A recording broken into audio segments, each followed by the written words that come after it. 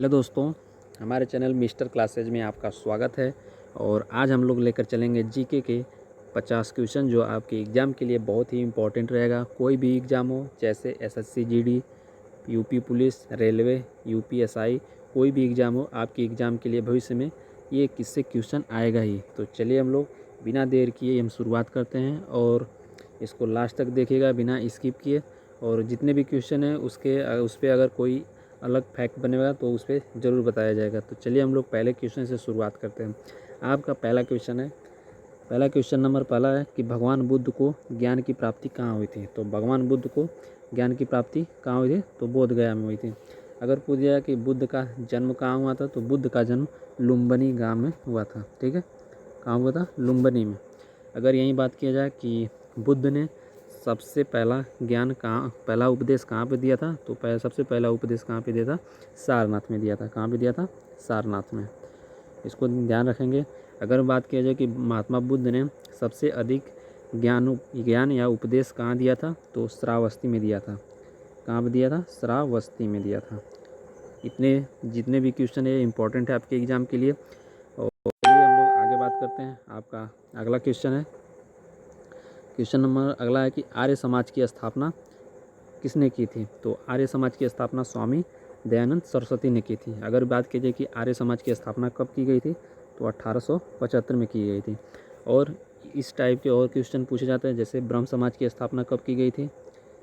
ब्रह्म समाज की स्थापना कब की गई थी, तो ब्रह्म समाज की स्थापना आप लोग बताइए कब की गई थी, तो 1828 में की गई थी। अगर बात की जाए किसने की थी, तो राजा राम मोहन राय ने की थी। किसने की थी, राजा राम मोहन राय ने की थी। ठीक है, चलिए हम लोग आगे बात कर लेते हैं अगले क्वेश्चन की। पंजाबी भाषा लिपि कौन सी है, तो गुरुमुखी लिपि है। कौन सी लिपि है, गुरुमुखी लिपि है।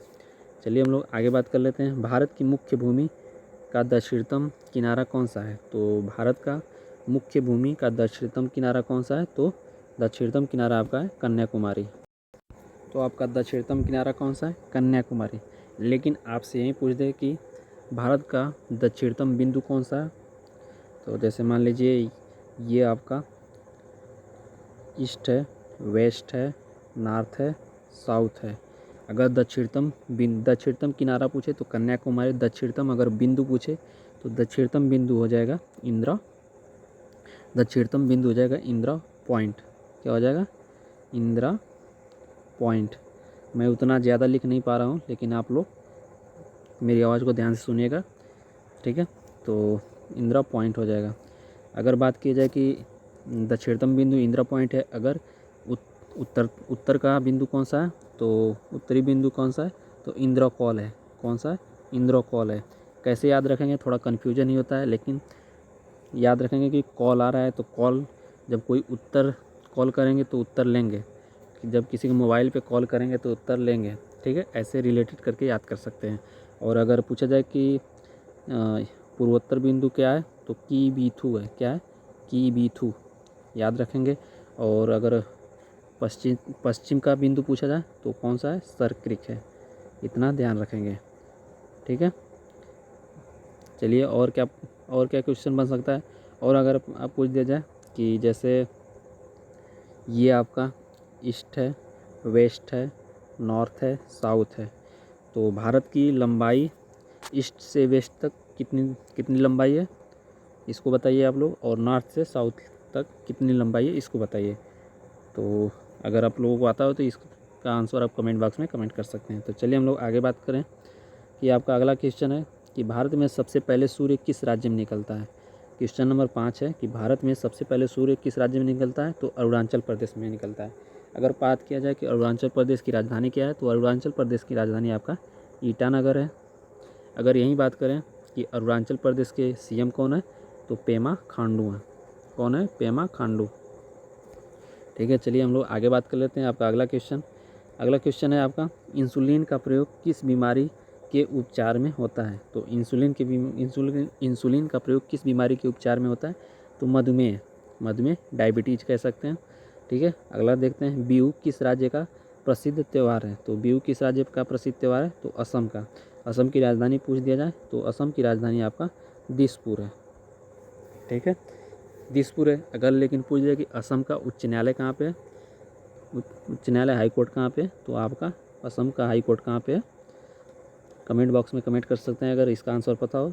तो असम का जो हाई कोर्ट है कहाँ पे, गुवाहाटी में है। ठीक है, इसको भी ध्यान रखेंगे। चलिए हम लोग आगे बात कर लेते हैं। क्वेश्चन नंबर 8 है कि कौन सा विटामिन आंवले में प्रचुर मात्रा में मिलता है। तो विटामिन सी आंवले में प्रचुर मात्रा मिलता है। और जो विटामिन जितने भी हैं इनकी हम ट्रिक कि किस विटामिन का रासायनिक नाम क्या है, इसका मैंने वीडियो चढ़ा दिया है बना के, इसको आप देख सकते हैं। चलिए हम लोग आगे बात कर लेते हैं। क्वेश्चन नंबर 9 है कि भारत का प्रथम गवर्नर जनरल कौन था। तो भारत का प्रथम जनरल गवर्नर कौन था, तो लॉर्ड विलियम बेंटिंक था।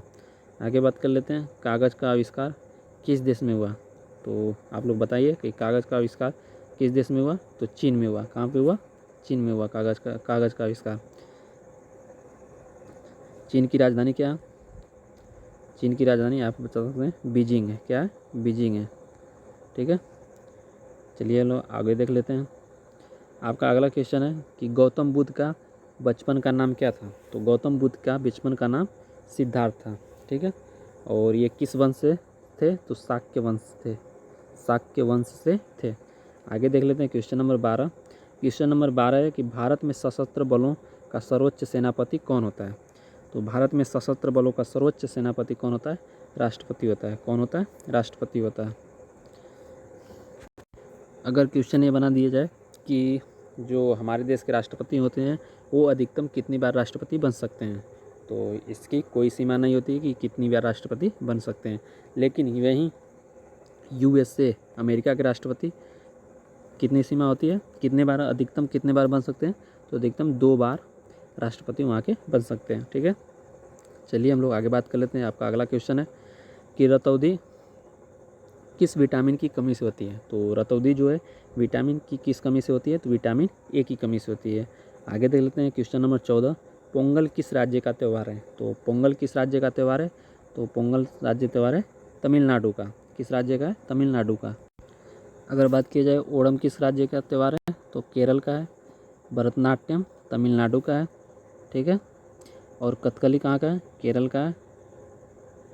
अगर बात की जाए कथक, तो कथक आपका यूपी का है। ठीक है, चलिए हम लोग आगे बात कर लेते हैं। आपका अगला क्वेश्चन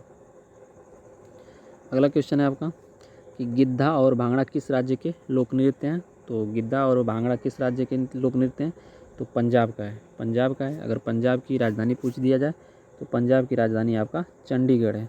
ठीक है, अगर पंजाब के सीएम पूछ दिया जाए तो सीएम कौन है, अमरिंदर सिंह, अमरिंदर सिंह है। चलिए हम लोग आगे बात कर लेते हैं। आपका अगला क्वेश्चन है क्वेश्चन नंबर 16। टेलीविज़न का आविष्कार किसने किया था।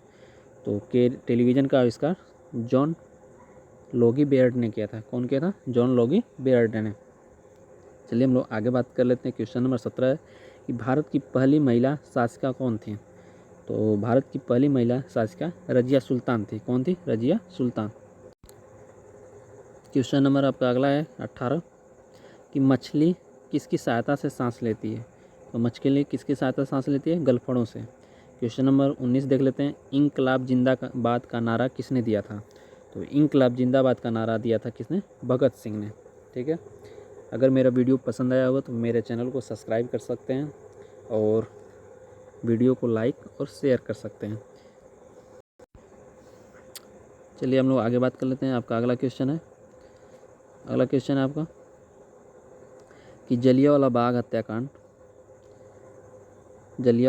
हत्याकांड कब व कहाँ हुआ था। तो जलियांवाला बाग हत्याकांड 13 अप्रैल, डेट भी लिख देते हैं आपको, 13 अप्रैल 1919 ईस्वी में अमृतसर में हुआ था। ठीक है, अगर बात किया जाए कि जलियांवाला बाग हत्याकांड कब हुआ था, 13 अप्रैल 1919 में हुआ था। अगर पूछ दिया जाए कि चौरी चौरा कांड कब हुआ था, चौरी चौरा कांड कब हुआ था, आप लोग कमेंट बॉक्स में कमेंट जरूर करें। तो कब हुआ था, 1922 में हुआ था। जानते हैं 5 फरवरी 1922 में हुआ था। देख लीजिएगा 5 फरवरी डेट सही है कि नहीं, अभी कन्फ्यूजन हो रहा है। तो वैसे तो सही ही होगा। आगे देख लेते हैं। आपका अगला क्वेश्चन है क्वेश्चन नंबर 21 है 1939 ईस्वी में कांग्रेस छोड़ने के बाद सुभाष चंद्र बोस ने किस दल की स्थापना की। तो किस दल की स्थापना की थी, फॉरवर्ड ब्लॉक की स्थापना की थी। अगर पूछ दिया जाए कि सुभाष चंद्र बोस ने किस समय कांग्रेस के अध्यक्ष थे, तो 1938 में ये कांग्रेस के अध्यक्ष थे। ठीक है। और फॉरवर्ड ब्लॉक की स्थापना किसने की थी, तो सुभाष चंद्र बोस ने ही की थी। कब की थी, 1939 ईस्वी में इन्होंने किया था। आगे बात कर लेते हैं आपका अगला क्वेश्चन नंबर अगला है आपका कि पंजाब केसरी किसे कहा जाता है। तो पंजाब केसरी किसे कहा जाता है, लाला लाजपत राय को कहा जाता है। आगे देख लेते हैं कि सैंडर्स की हत्या किसने की थी।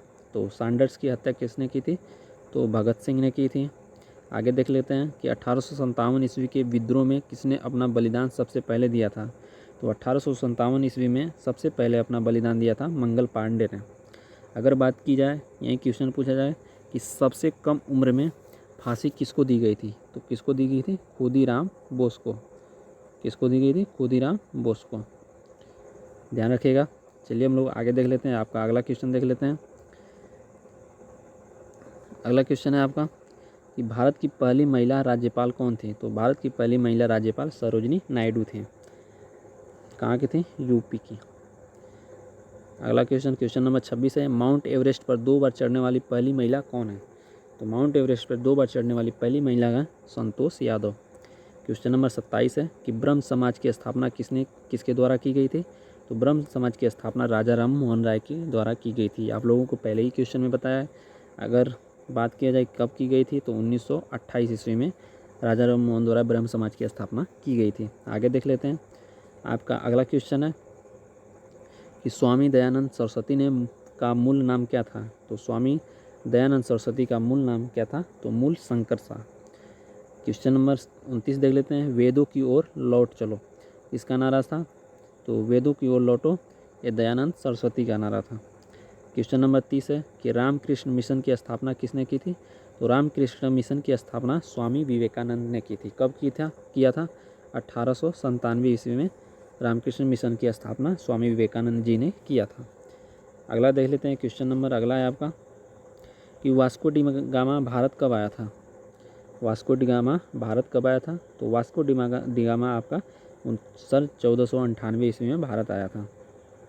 और आगे देख लेते हैं, आपका अगला क्वेश्चन है कि वास्को डी गामा कहाँ का रहने वाला था। तो वास्को डी गामा आपका पुर्तगाल का रहने वाला था। ठीक है। और अगर पूछ दिया जाए कि पुर्तगाल की राजधानी क्या है, तो पुर्तगाल की राजधानी आपका लिस्बन है। ठीक है।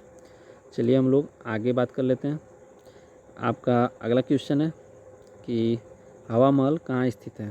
तो हवा महल कहाँ स्थित है, आपका जयपुर राजस्थान में है। सिख धर्म के संस्थापक किस सिख गुरु को माना जाता है। तो किसको माना जाता है, गुरु नानक जी को। क्वेश्चन नंबर आपका अगला 35 नंबर देख लेंगे। क्वेश्चन नंबर 35 है कि सिखों के प्रमुख त्यौहार कौन सा है। तो सिख धर्म का प्रमुख त्यौहार कौन सा है, तो वह बैसाखी है। आगे देख लेते हैं कि लौह पुरुष किस महापुरुष को कहा जाता है। तो जो लौह पुरुष थे वो किसे कहा जाता है, तो सरदार वल्लभ भाई पटेल जी को लौह पुरुष के नाम से जाना जाता है। क्वेश्चन नंबर 37 देख लेते हैं, नेताजी किस महापुरुष को कहा जाता है। तो नेताजी सुभाष चंद्र बोस जी को कहा जाता है। और सुभाष चंद्र बोस जी सन 1938 और सन 1938 में कांग्रेस के अध्यक्ष थे, बनाए गए थे। और सन 1939 में भी इन्होंने ही जीता था, लेकिन महात्मा गांधी के चलते इन्होंने इस्तीफा दे दिया था। आगे देख लेते हैं, आगे आपका अगला क्वेश्चन है कि दिल्ली स्थित लाल बहादुर शास्त्री का समाधि का क्या नाम है। तो दिल्ली स्थित लाल बहादुर शास्त्री की समाधि का नाम क्या है, विजय घाट है। ठीक है। आगे बात कर लेते हैं, महाभारत के रचयिता कौन है। तो महाभारत के रचयिता आपके महर्षि वेदव्यास हैं। आगे आपका क्वेश्चन नंबर 40 है, अर्थशास्त्र नामक पुस्तक किसने लिखी है। तो अर्थशास्त्र नामक पुस्तक लिखी चाणक्य ने। क्वेश्चन नंबर आपका अगला है कि जय जवान जय किसान का नारा किसने दिया था। तो जय जवान जय किसान का नारा दिया था लाल बहादुर शास्त्री ने। और लाल बहादुर शास्त्री का जन्म कब हुआ था, तो 2 अक्टूबर सन 1904 में हुआ था। इतना ध्यान रखेंगे। आपका अगला क्वेश्चन है कि 42वां क्वेश्चन है, संविधान सभा का अस्थायी अध्यक्ष कौन था। तो संविधान सभा का अस्थायी अध्यक्ष कौन था? तो डॉक्टर राजेंद्र प्रसाद थे। आगे देख लेते हैं कि क्वेश्चन नंबर 43 है, संविधान सभा के प्रारूप समिति के अध्यक्ष कौन थे? तो डॉक्टर भीमराव अंबेडकर थे प्रारूप समिति के अध्यक्ष। क्वेश्चन नंबर 44 है, विश्व रेड क्रॉस दिवस किस तारीख को मनाया जाता है? तो विश्व रेड क्रॉस दिवस 8 मई को मनाया जाता है। अगर पूछ दिया जाए कि रेड क्रॉस की स्थापना कब की गई थी? तो 8 मई 1863 में इसकी स्थापना की गई थी। और रेड क्रॉस को ही सन 1901 में नोबेल पुरस्कार से सम्मानित किया गया था। नोबेल पुरस्कार, हाँ नोबेल ही पुरस्कार दिया गया था। कब दिया गया था? 1901 में नोबेल पुरस्कार दिया गया था। चलिए हम लोग बात कर लेते हैं अगला क्वेश्चन नंबर आपका अगला है कि सूर्योदय का देश का नाम से कौन सा देश प्रसिद्ध है? तो जापान। और डूबते हुए सूरज के नाम से कौन सा देश प्रसिद्ध है? तो नॉर्वे। दोनों की राजधानी पूछा जाए कि जापान की राजधानी क्या है? टोक्यो। अगर नॉर्वे की पूछा जाए तो ओस्लो। ध्यान रखेंगे। अगर आगे बात किया जाए क्वेश्चन नंबर अंतर्राष्ट्रीय महिला दिवस 46 है, अंतर्राष्ट्रीय महिला दिवस किस तारीख को मनाया जाता है? तो अंतर्राष्ट्रीय महिला दिवस आपका मनाया जाता है 8 मार्च को। 8 मार्च को अंतर्राष्ट्रीय महिला दिवस मनाया जाता है। क्वेश्चन नंबर 47 देख लेंगे कि क्षेत्रफल की दृष्टि से भारत में सबसे छोटा राज्य कौन सा है? तो गोवा है। और सबसे बड़ा राज्य कौन सा है? राजस्थान है, राजस्थान। और हमारा यूपी किस नंबर पे है? तो चौथे नंबर पे यूपी है। चलिए हम लोग आगे बात कर लेते हैं। आपका अगला क्वेश्चन है कि ओणम किस राज्य का प्रसिद्ध त्यौहार है? तो आप लोगों को बताया ही हूँ कि केरल ओणम के राज्य का त्यौहार है। और पोंगल आपका तमिलनाडु के राज्य का है। क्वेश्चन नंबर 49 है, दिल्ली भारत की राजधानी कब बनी थी? तो दिल्ली भारत की राजधानी कब बनी थी? 1911 में बनी थी। और सबसे चमकीला ग्रह कौन सा है? तो सबसे चमकीला ग्रह आपका शुक्र है। तो इतने ही क्वेश्चन थे। क्वेश्चन नंबर आपके 50 पूरे हो गए। अगर मेरा वीडियो पसंद आया होगा तो मेरे चैनल को आप सब्सक्राइब कर सकते हैं ऐसे ही वीडियो प्राप्त करने के लिए, और लाइक ज़रूर करिएगा। तो ओके फ्रेंड्स, जय हिंद, जय भारत।